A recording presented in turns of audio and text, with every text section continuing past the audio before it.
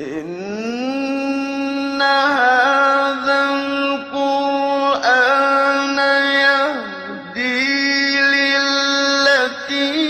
هي أقوم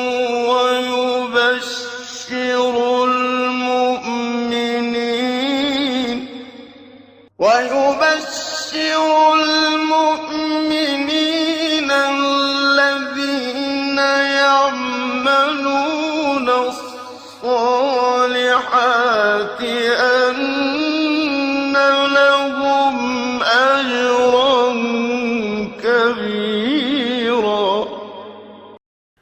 بسم اللہ الرحمن الرحیم الحمد للہ رب العالمین وبہ نستعین وصلی اللہ وسلم علی سید الانبیاء والمرسلین وعلی آلہ واصحابہ اجمعین ومن تبعہم بإحسان الی یوم الدین اما بعد.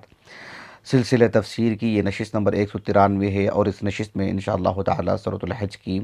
آیت نمبر 55 کی تفسیر ہوگی. اللہ تعالیٰ نے فرمایا وَلَا يَزَالُ الَّذِينَ كَفَرُوا فِي مِرْيَةٍ مِّنْهُ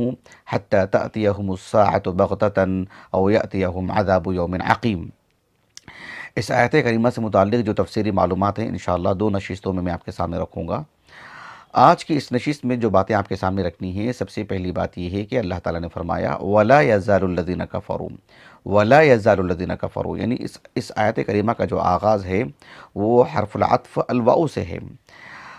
اس سلسلے میں شیخ محی الدین الدرویش رحمہ اللہ آپ کی جو یعنی تفسیر سے متعلق جو آپ کی کتاب ہے اعراب القرآن و بیانہ، اس میں آپ نے اس بات کو لکھا کہ یہ جو حرف العطف واو ہے یہ اس بات کا تقاضا ہے کہ اللہ سبحانہ و تعالیٰ نے اس سے قبل والی آیت میں بھی یعنی ایک سے ایک آیت پہلے جس میں اللہ رب العالمین نے کافروں کے احوال بیان فرمائے ہیں، اب مزید کچھ اور احوال، ان کی کچھ اور حالتیں، کچھ اور کیفیتیں اس آیت کریمہ میں بیان کی جا رہی ہیں. جیسے کہ علامہ فخر الدین الرازی رحمہ اللہ نے بھی اس بات کو بیان کیا کہ اللہ تعالیٰ نے فرمایا نا، اس سے پچھلی 3 آیتیں اٹھا کر کے دیکھیے وَمَا أَرْسَلْنَا مِن قَبْلِكَ مِن رَسُولٍ وَلَا نَبِيٍّ إِلَّا إِذَا تَمَنَّى أَلْقَى الشَّيْطَانُ فِي أُمْنِيَّتِهِ فَيَنْسَخُ اللَّهُ مَا يُلْقِي الشَّيْطَانُ ثُمَّ يُحْكِمُ اللَّهُ آيَاتِهِ وَاللَّهُ عَلِيمٌ حَكِيمٌ. اللہ سبحانہ و تعالیٰ نے یہ جو نظام رکھے ہیں جو اپنی حکمت بالغہ کے تحت کہ اللہ کے رسول اللہ سبحانہ و تعالیٰ کا کلام پڑھ کر کے سنا رہے ہیں، لوگوں کو ہدایت کی باتیں بتا رہے ہیں، اور درمیان میں شیطان جو ہے انسان کے دل میں وسوسہ ڈالتا ہے، اس کے دل میں شبہات پیدا کرتا ہے،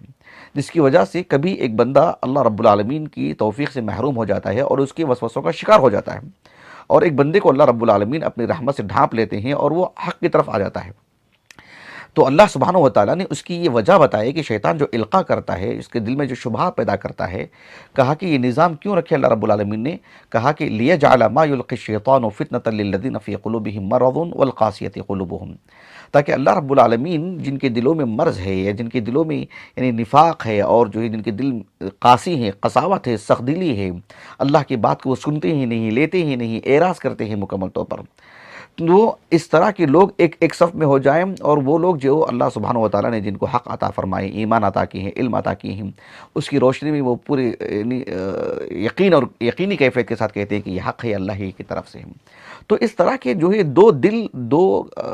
حالات اللہ رب العالمین نے بتائے، کچھ کفار کے، کچھ مومنین کے. پھر اللہ رب العالمین اس آیت کریمہ میں کفار کے مزید احوال بتا رہے ہیں کہ کچھ کفار ایسے اور ایسے ہیں جن کے دلوں میں مرض ہے، قاسی ہیں، اور یہ ان کا جو قساوت ہے، ان کا جو نفاق ہے، ان کا جو مرض ہے، کیا یہ وقتی ہے یا کسی زمانے کے لیے خاص ہے، یا کسی نبی کی اعداء کے لیے یہ خاص ہے، یا ہر زمانے میں ایسے لوگ رہیں گے؟ مزید پھر اس پر گفتگو کی جا رہی ہے کہ وَلَا يَزَالُ الَّذِينَ كَفَرُوا، یعنی حرف العطف جو واو ہے یہ اس بات کی طرف اشارہ ہے کہ پچھلی ایک آیت پہلے بھی جو کفار پر گفتگو ہوئی ہے انہی سے متعلق مزید گفتگو یہاں پر ہو رہی ہے کہ وَلَا يَزَالُ الَّذِينَ كَفَرُوا فِي مِرْيَةٍ مِّنْهُ.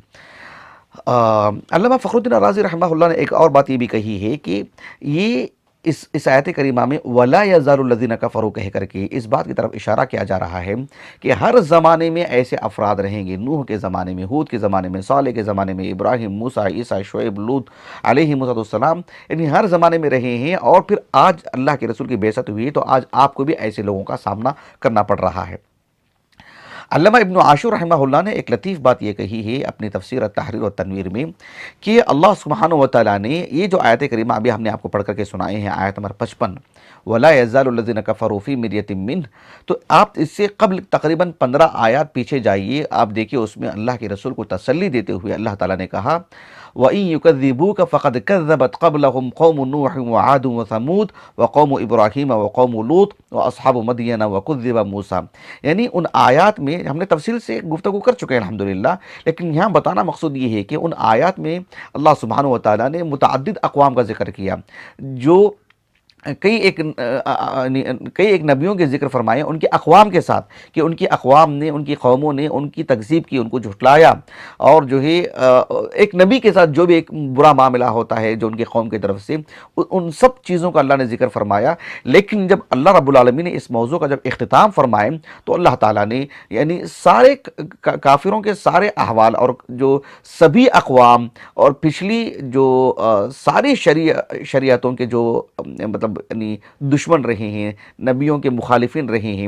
ان سب کا ذکر تو اللہ نے آغاز میں کیا، لیکن جب اختتام کی بات آئی تو کہا وَلَا يَزَالُ الَّذِينَ كَفَرُوا فِي مِرْيَةٍ مِّنْهُ یعنی من القرآن، تو وَلَا يَزَالُ الَّذِينَ كَفَرُوا فِي مِرْيَةٍ مِّنْهُ، من کہا رب العالمین نے، وَلَا يَزَالُ الَّذِينَ كَفَرُوا فِي مِرْيَةٍ مِّنْهُمْ نہیں کہا رب العالمین نے، کہ پچھلی سارے اقوام کے جو اللہ نے تذکرے فرمائے ہیں اختتام بھی ایسے ہی ہوتا، لیکن ابن عاشور رحمہ اللہ نے اس لطیف بات کو یہاں پر بیان کیا، کہا کہ پچھلی ساری اقوام کو بیان تو کیا جا چکا ہے، یہ بتانے کے لیے کہ اس میں استمرار ہے، تسلسل ہے، ہر نبی کے ساتھ یہ معاملہ ہوا ہے، پچھلی سارے اقوام کا تو ذکر ہو چکا ہے، اب بات آ رہی ہے محمد کی بعثت کی صلی اللہ علیہ وسلم۔ کہا کہ جب اب آپ کی بعثت کی بات ہوئی، آپ پر نازل ہونے والی کتاب کی بات ہوئی، تو کہا کہ دیکھو مسئلہ یہاں آ کر کے رک رہا ہے، وَلَا يَزَالُ الَّذِينَ كَفَرُوا فِي مِرْيَةٍ مِّنْهُ، یعنی پچھلی اقوام میں تو ہو چکا ہے، اس کا ذکر ہو چکا ہے، لیکن یہاں پر صرف ان کافروں کی تخصیص ہو رہی ہے جنہوں نے قرآن کی تکذیب کی۔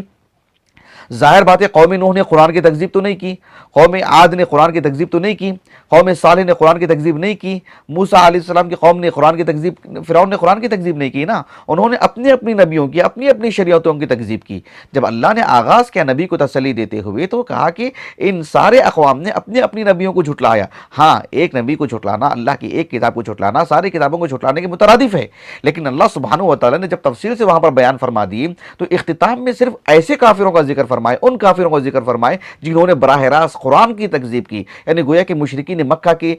گفتگو ہو رہی ہے۔ گویا کہ اس میں یہ بتانا مقصود ہے کہ سارے اقوام کا جو معاملہ ہوا ہے، سلسلہ وار جو معاملہ ہوتا آ رہا ہے، اب آ کر کے یہاں تھما ہے کہ آپ آئیں دیکھو آپ کے ساتھ بھی ایسا ہی معاملہ ہوا ہے۔ کہا کہ وَلَا يَزَالُ الَّذِينَ كَفَرُوا فِي مِرْيَةٍ مِّنْهُ، اور یہ سلسلہ آج رک جائے گا کیا؟ آگے نہیں رہے گا، وہ آگے بھی رہے گا، اس لیے کہ اللہ رب العالمین نے کہا کہ وَلَا يَزَالُ، یعنی دیکھو فعل مضارع میں اللہ نے بیان کیا وَلَا يَزَالُ الَّذِينَ كَفَرُوا فِي مِرْيَةٍ مِّنْهُ حَتَّى تَأْتِيَهُمْ، یہ بھی فعل مضارع میں، گویا کہ استمرار بتانے کے لیے کہ مستقبل میں بھی یہ چیز جاری رہے گی۔ تو ایک سلسلہ بتانے کے لیے اللہ سبحانہ و تعالیٰ نے اس بات کو رکھی کہ پچھلی اقوام کا ذکر فرمائے، یہاں ان کافروں کو ذکر فرمایا گیا وہاں پر جس میں ایک طرح کی عمومیت والی بات تھی، اور یہاں اللہ رب العالمین نے ان کافروں کا ذکر فرمائے خصوصیت کے ساتھ جنہوں نے قرآن کی تکذیب کی۔ مسئلے کو لا کر کے یہاں تک رکھا گیا اور آنے والے زمانے کے بارے میں بتایا گیا کہ وَلَا يَزَالُ الَّذِينَ كَفَرُوا فِي مِرْيَةٍ مِّنْهُ۔ آج کی اس نشست میں ایک بات تو یہ ہو چکی ہے، ایک دوسری بات آج کی اس نشست میں وہ یہ ہے کہ اللہ سبحانہ و تعالیٰ نے فرمایا وَلَا يَزَالُ الَّذِينَ كَفَرُوا فِي مِرْيَةٍ مِّنْهُ۔ مریتن کیا معنی اس کے؟ مریتن کے معنی آتے ہیں عربی زبان میں، یعنی جو عام معنی بتایا جاتا ہے وہ ہے الشک، لیکن اگر اس کی ہم اس لفظ کی گہرائی میں جاتے ہیں، بالذات اس کا معنی معلوم کرنا چاہیں کیونکہ شک بھی عربی زبان کا لفظ ہے، الشک عربی زبان کا لفظ ہے، الریب عربی زبان کا لفظ ہے۔ ظاہر بات ہے عربی زبان میں الریب الشک کی جگہ نہیں لے سکتا ہے، الشک الوہم کی جگہ نہیں لے سکتا ہے، الوہم الظن کی جگہ نہیں لے سکتا ہے، الظن جو ہے المریہ کی جگہ نہیں لے سکتا ہے۔ ہر لفظ کا اپنا ایک یعنی خاص معنی ہے، یا اور بات ہے کہ سب یہ الفاظ آپس میں ایک دوسرے کے قریب کا معنی رکھتے ہیں، لیکن ہر لفظ قرآن مجید میں بالذات جب استعمال ہوتا ہے جہاں جس آیت میں وہاں ایک خاص معنی ہوتا ہے جو اس کا اپنا اصل معنی ہے۔ اسی لیے یعنی مفردات و الفاظ القرآن میں یعنی علامہ اصبہانی رحمہ اللہ، راغب الاصبہانی رحمہ اللہ، اور انہی سے نقل کیا ہے علامہ طیبی نے، شرف الدین حسین بن عبداللہ طیبی رحمہ اللہ، 743 ہجری سن وفات ہے۔ مشکات پر بھی آپ نے شرح لکھی ہے، اور پھر یعنی جو ابو القاسم الزمخشری کی جو تفسیر ہے الکشاف، الکشاف پر آپ کے حواشی ہیں، حاشیۃ الطیبی علی الکشاف، اسی نام سے معروف ہیں۔ ہمارے پاس اس کی ایک جلد ہے بس، مجھے بس وہ کہیں سے ملی، وہ ایک ہی جلد ہے میرے پاس، پوری کتاب تو میرے پاس نہیں ہے۔ اس کا جو انہوں نے اصل نام رکھا تھا فتوح الغیب فی الکشف عن انقناع الریب، یہ آپ نے نام رکھا تھا، لیکن یہ پوری کتاب مکمل ہمارے پاس نہیں ہے، شاملہ میں البتہ یہ موجود ہے۔ علامہ طیبی رحمہ اللہ کی جو حواشی ہیں الکشاف پر، یعنی خاص کر اعجاز القرآن کے حوالے سے بہت ہی عمدہ اور بہت ہی گہری باتیں ہیں اس میں ہیں، اور بعد کے اہل علم نے چونکہ الکشاف ہی کو جو مرجع کے طور پر اس کا اہتمام کیا جاتا ہے قرآن مجید کے اعجاز کو لے کر کے، الا یہ کہ اس میں اعتزال کہیں غالب ہو یا اعتزال کی بو آتی ہو تو اس سے اہل السنہ نے گریز کیا ہے، ورنہ عمومی اعتبار سے اس سے جو ہے خوب لیا ہے۔ شیخ ابن عثیمین رحمہ اللہ وغیرہ نے اس بات کی طرف جو اشارہ بھی کیا ہے کہ اس کو اصل مانا ہے بات کے علماء نے۔ بہرحال اس پر جو حواشی لکھی ہیں اس پہ تو مزید بہت ساری جو خوبیاں ہیں جو علامہ طیبی نے اس میں کام کیا ہے، حالانکہ وہ اشعری ہیں، معتزلے تو نہیں ہیں، اشعری ہیں علامہ طیبی رحمہ اللہ۔ تو اس میں آپ نے اس بات کو لکھا کہ یہ المیریت جو ہے عربی زبان میں کہتے ہیں کہ التردد فی الامر، کہتے ہیں کہ وہ اخص من الشک، یہ شک سے بھی زیادہ اخص لفظ ہے یہ، یعنی شک میں عام طور پر عربی زبان میں کیا ہوتا ہے، ریب جب کہتے ہیں کہ ذالک الکتاب لا ریب فیہ، ریب کہتے ہیں مطلب ادنا ہم جیسے 100 میں سے 1% بھی نہیں، ہم جیسے ہم کہتے ہیں نا، اور پھر ہم کہتے ہیں کہ 100 میں 1% کو بھی اگر 100 میں بانٹ دیا جائے اس کا میں ایک ادنا حصہ بھی نہیں ہے، یہ بتانے کے لیے ریب کا لفظ آتا ہے کہ بھی رتی برابر بھی کھٹک بھی نہیں ہے، مطلب کوئی چیز ہے ہی نہیں اس میں۔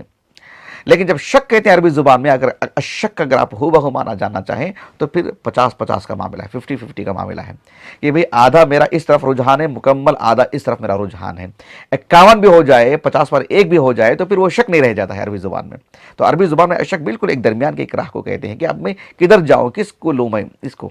تو اس سے بھی اخص معنی آتا ہے المیریت میں التردد فی الامر،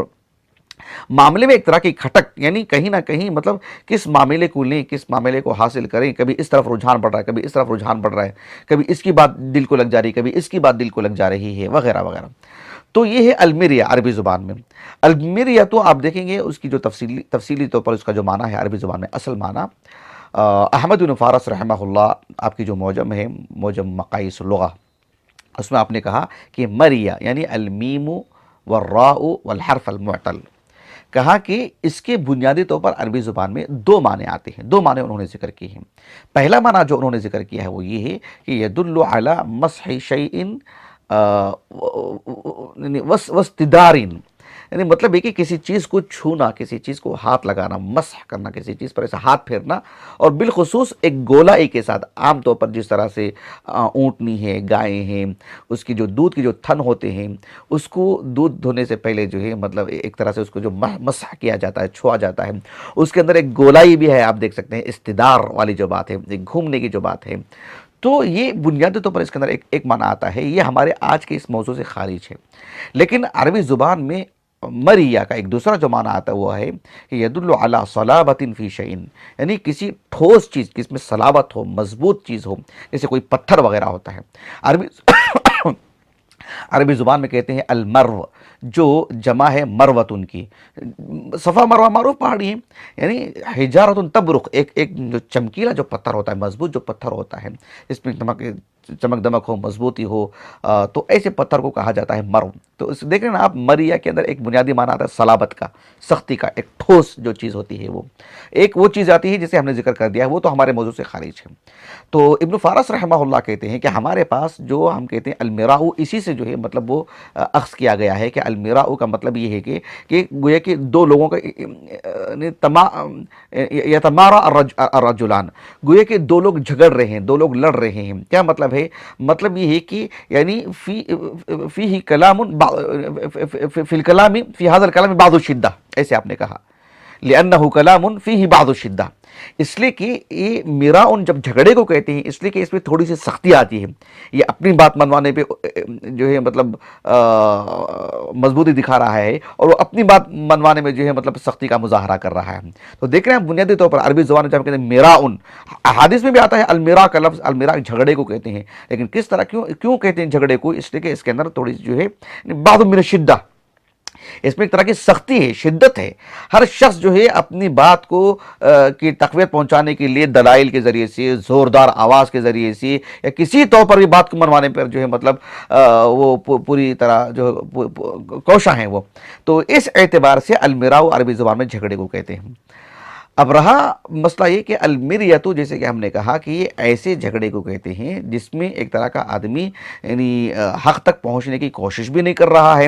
کچھ سن لے رہا ہے، کسی سے یہاں سن لے رہا ہے، ایک جیسے قرآن مجید کی کوئی ایسی آیت لے رہا ہے جو یعنی اس میں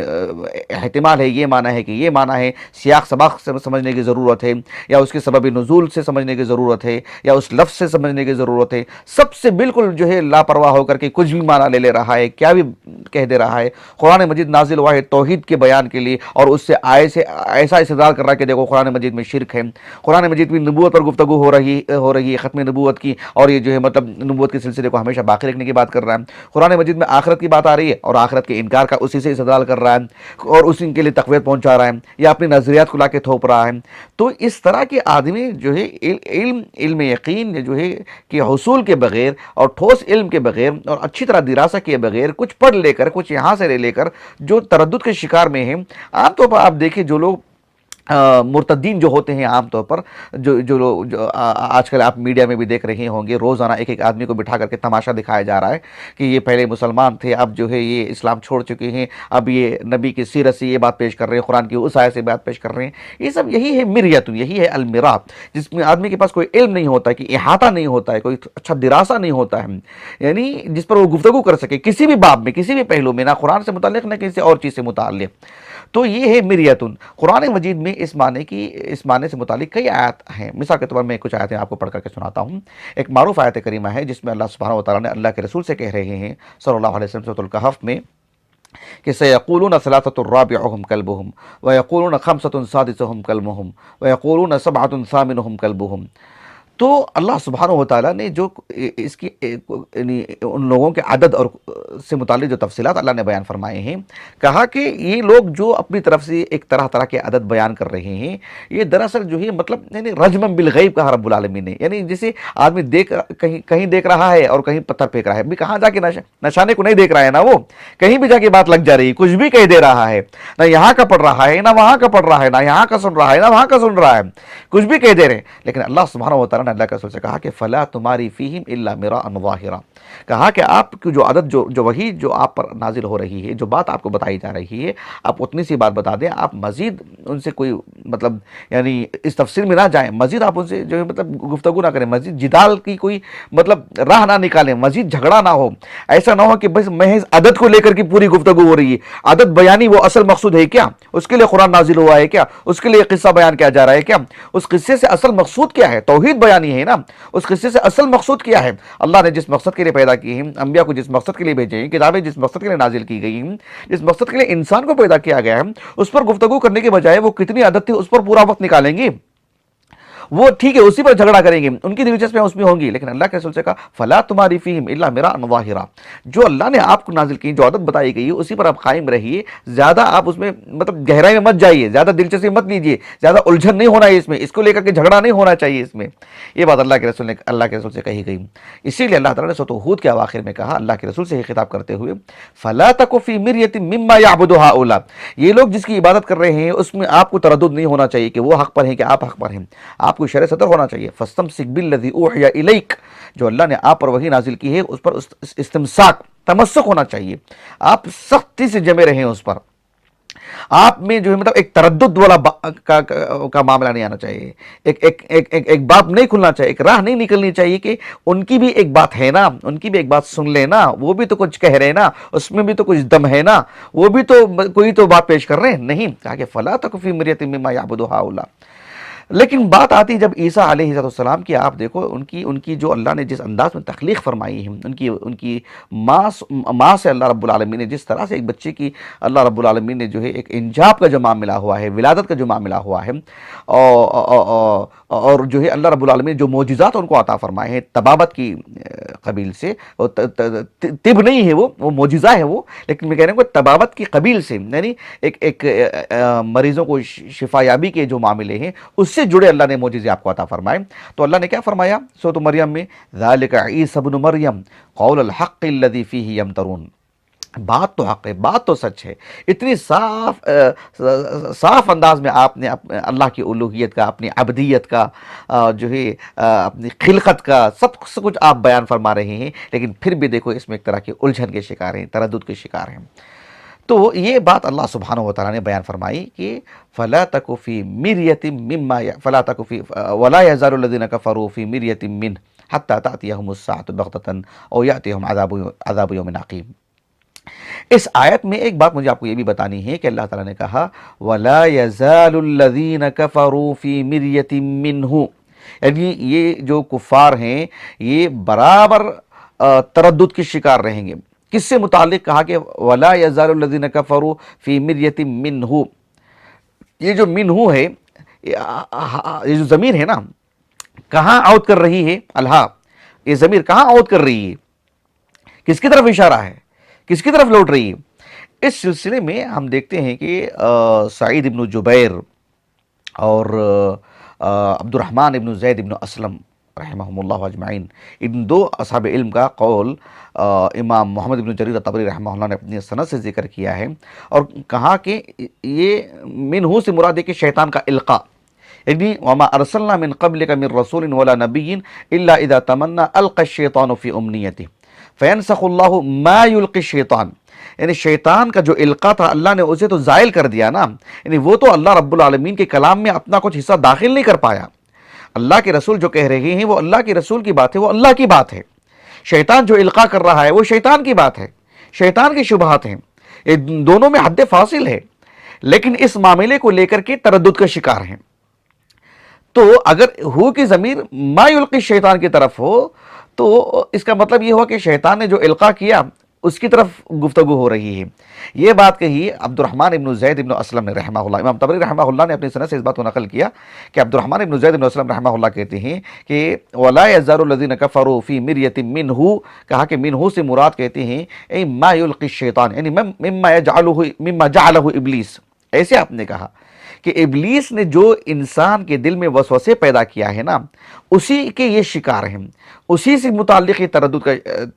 تردد میں پڑے ہوئے ہیں کہ یہ حق ہے کہ نہیں ہے، یہ سچ ہے کہ نہیں ہے، یہ بھی اللہ ہی کی بات ہے کیا، یعنی اللہ کی بات تو توحید ہے نا، اب پھر یہ بات جو شرکیہ جو بات میرے دل میں ڈالی گئی ہے یا حق سے اعراض کی بات اور شرک کی محبت میرے دل میں جو آ رہی ہے، کیا وہ بھی اللہ ہی کی طرف سے ہے کیا، یا وہ شیطان کی طرف سے، وہ کس کی طرف سے؟ اس میں تردد کا شکار ہے، یعنی مما جعلہ ابلیس جو ان کے دلوں میں ڈالا ہے، کہا کہ اس کو لے کر کی یہ بات ہے کہ شیطان ان کے دلوں میں جو بات ڈالی ہے وہ برابر زادہم ضلالہ، یعنی ان کے دلوں میں ضلالت مطلب پروان چڑھتی جا رہی ہے اور مضبوط ہوتی جا رہی ہے، گویا کہ یہ مراد آپ نے لے لیا ہے عبد الرحمن ابن زید ابن اسلم نے۔ لیکن اگر بات کرتے ہیں سند کی تو شیخ احمد شاکر مصری رحمہ اللہ نے کہا کہ اسنادہ صحیح، لیکن سعید ابن جبیر رحمہ اللہ کا جو قول ہے وہ اسی کی تقویت پہنچاتا ہے۔ سعید ابن جبیر رحمہ اللہ نے کہا کہ من سجودک، کیا مطلب ہے؟ یعنی وَلَا يَزَالُ الَّذِينَ كَفَرُوا فِي مِرْيَةٍ مِّن سُجُودِك، یہ معنی لے رہے ہیں۔ من سجودک سے مراد اللہ کے رسول صلی اللہ علیہ وسلم نے جو سجدہ کیا نا سورۃ النجم پڑھ کر کے، تو وہ اللہ سبحانہ و تعالیٰ کے حکم کی وجہ سے سجدہ کیا نا، لیکن کچھ ایسی جو مکذوب روایات ہیں جسے ہم نے قصۃ الغرانیق کے نام سے بیان کر دیا ہے کہ کفار کو یہ اشتباہ ہو گیا کہ اللہ کے رسول صلی اللہ علیہ وسلم قرآن پڑھ کر کے سجدہ کیے ہیں، یا اس میں ہمارے معبودوں کی جو تعریف ہو گئی تھی الغرانیق العلا، اس کی وجہ سے آپ نے سجدہ کیے ہیں، کس کی وجہ سے آپ نے سجدہ کیا ہے، اس کو لے کر کے ان کے دلوں میں ایک تردد آ چکا ہے۔ حالانکہ ہم اس بار میں ملے میں اللہ کے فضل و کرم سے محقق بات پیش کر چکے ہیں کہ قصۃ الغرانیق ایک مکذوب قصہ ہے، ایک باطل قصہ ہے کہ ایک سند بھی اس کی صحیح نہیں ہے کسی طور پر بھی، اور متن کے اعتبار سے بھی وہ باطل ہے، ہم نے تفصیل سے اللہ کے فضل و کرم سے بیان کر دیا۔ لیکن جو سعید بن جبیر رحمہ اللہ کا جو اثر مل رہا ہے وہ اثر اسی کا نتیجہ ہے کہ من سجودک سے مراد اگر یہ معنی لے لیا جائے تو پھر یہی معنی ہوگا۔ حالانکہ احتمال ہے سعید بن جبیر رحمہ اللہ کے قول میں من سجودک سے مراد یہ ہے کہ اللہ کے رسول کی طرف سے آنے والا حق اور جس پر یہ قائم ہے باطل، اس کو لے کر کے یہ تردد کا شکار ہے، نہ یہ کہ اس کی ایسی وضاحت کی جائے کہ قصۃ الغرانی کو لے کر کے اللہ کے رسول نے سجدہ کیا ہے یا محض سورۃ النجم کی تلاوت کو لے کر کے سجدہ کیا ہے۔ یہ اسی وقت ہم مانا لیں گے جب ہم نے قصۃ الغرانی کو صحیح مان لیا ہو، جبکہ وہ باطل ہے تو اس کو ہم نکال ہی دیں، وہ دین کا حصہ ہے ہی نہیں، اس کو تفسیر میں شمار کرنا ہی نہیں چاہیے۔ تو اگر سعید بن جبیر کا سیدھا سادہ معنی لے لیا جائے یہ کہ اللہ کے رسول آپ حق لے کر کے آئے ہیں، آپ اللہ کا کلام لے کر کے آئے ہیں، آپ نے قرآن پڑھ کر کے سجدہ کیا ہے، تو یہ حق ہے کہ وہ حق ہے جس پر یہ پہلے سے قائم ہے، تب بھی جا کر کے بات ایک ہی بنتی ہے۔ البتہ اس سند سے متعلق شیخ احمد شاکر مصری نے کہا رحمہ اللہ کہ اسنادہ صحیح ورجالہ رجال الشیخین، ایسے آپ نے کہا۔ لیکن ایک اور اثر بھی آپ لے کر آئے ہیں عبد الملک ابن جریج رحمہ اللہ سے، جو جن کی تفسیر سے متعلق کتاب جو ہے سب سے پہلی تفسیر ہے جو ہمارے پاس موجود ہے الحمدللہ، تو اس میں انہوں نے ایک بات یہ لکھی ہے ابن جریج رحمہ اللہ نے کہ وَلَا يَزَالُ الَّذِينَ كَفَرُوا فِي مِرْيَةٍ مِّنْهُ أي من القرآن، تو یہ جو من القرآن والی بات ہے یعنی جمہور مفسرین نے اسی کو راجح قرار دیا ہے، حافظ ابن کثیر نے بھی اسی کو راجح قرار دیا ہے، اور امام ابن جریر طبری رحمہ اللہ نے بھی ہر پہلو سے اسی کو راجح قرار دیا ہے۔ ابن جریر طبری رحمہ اللہ کہتے ہیں کہ وَلَا يَزَالُ الَّذِينَ كَفَرُوا فِي مِرْيَةٍ مِّنْهُ، یہ جو الہا، یہ جو ضمیر ہے، کہتے ہیں کہ اولا یہی ہے کہ قریب کی طرف اس ضمیر کو لوٹائی جائے، اور قریب کی طرف یہ جو ضمیر لوٹائی جا رہی ہے ایک اور ہا سے اس کا الحاق ہو رہا ہے۔ یعنی اس سے پہلی والی آیت کریمہ کون سی ہے؟ اللہ تعالیٰ نے کہا وَلِيَعْلَمَ الَّذِينَ أُوتُوا الْعِلْمَ أَنَّهُ الْحَقُّ مِنْ رَبِّكَ،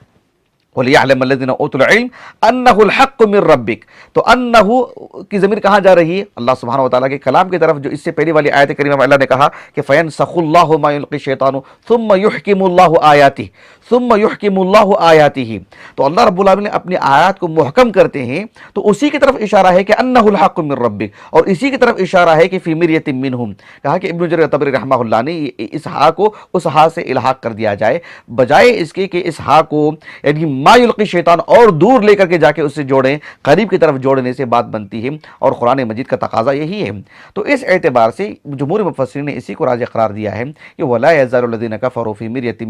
مِّنْهُ سے مراد یعنی ہو کی جو ضمیر جو عود کر رہی ہے وہ القرآن ہی کی طرف، اللہ سبحانہ وتعالیٰ کے کلام کی طرف۔ آج کی اس نشست میں ایک آخری بات یہ ہے کہ اللہ تعالیٰ نے کہا کہ وَلَا يَزَالُ الَّذِينَ كَفَرُوا فِي مِرْيَةٍ مِّنْهُمْ، یہ بات بھی علامہ طیبی نے کہی رحمہ اللہ کہ یعنی جو قاعدہ ہم نے بار بار آپ کو بتا رہے ہیں کہ قرآن مجید میں قاعدہ کثرت سے ہے، وہ یہ ہے کہ الاظہار فی مقام الاضمار، جہاں ضمیر ہونا چاہیے تھا وہاں اس میں ظاہر لایا جا رہا ہے، اس کا اپنا ایک مقصود ہوتا ہے، وہاں ایک خاص چیز کی یعنی خاص چیز کو نمایاں کرنا مقصود ہوتا ہے۔ حالانکہ ترتیب ایسی ہونی چاہیے تھی کہ اس سے پہلی والی دو آیات دیکھو، اللہ نے کہا لِيَجْعَلَ مَا يُلْقِي الشَّيْطَانُ فِتْنَةً لِّلَّذِينَ فِي قُلُوبِهِم مَّرَضٌ وَالْقَاسِيَةِ قُلُوبُهُمْ وَإِنَّ الظَّالِمِينَ لَفِي شِقَاقٍ بَعِيدٍ، کفار سے متعلق گفتگو ہو چکی ہے نا، لیکن یہاں پر وَلَا يَزَالُونَ فِي مِرْيَةٍ مِّنْهُ ایسا ہونا چاہیے تھا، ضمیر ہونا چاہیے تھا نا، وَلَا يَزَالُونَ کون؟ وہی جو الظالمین ہیں، وہی جو الذین کفروا ہیں، لیکن یہاں پر اس میں ظاہر وَلَا يَزَالُ الَّذِينَ كَفَرُوا، تو یہاں دراصل جو ہے اس میں جو ضمیر ہونا چاہیے تھا اس کی جگہ پر اس میں ضمیر کو اس میں ظاہر کو اس لیے لایا گیا یہ بتانے کے لیے کہ جو ان کا جو مرا ہے، ان کی المیریہ کے جو گرفتار ہیں، یہ المیریہ کے جو شکار ہیں، المیریہ جو ان کے دلوں میں پیوست ہو چکی ہے، اس کی وجہ یہ ہے کہ کفر، ان کے کفر کی وجہ سے، اسی لیے اللہ رب العالمین نے یہاں پر اس میں ظاہر سے بات کو بیان فرمائے کہ وَلَا يَزَالُ الَّذِينَ كَفَرُوا فِي مِرْيَةٍ مِّنْهُمْ۔ بہرحال آج کی نشست میں اتنی ہی باتیں ہیں، انشاءاللہ آنے والی نشست میں حتیٰ تأتیہم الساعۃ بغتۃ او یأتیہم عذاب یوم عقیم، اس سے متعلق گفتگو ہوگی۔ اللہ تعالیٰ سے دعا ہے کہ اللہ تعالیٰ ہماری اس نشست کو ہمارے اساتذہ، ہمارے والدین، ہمارے کل معاونین، ہمارے مشاہدین اور خصوصیت کے ساتھ ہماری عزیز اہلیہ کے لیے، ہمارے فرزندان کے لیے، ہمارے لیے ذخیرہ آخرت کریں، ہمارے حسنات میں شمار فرمائیں۔ سبحانک اللہم و بحمدک، اشہد ان لا الہ الا انت، استغفرک و اتوب الیک۔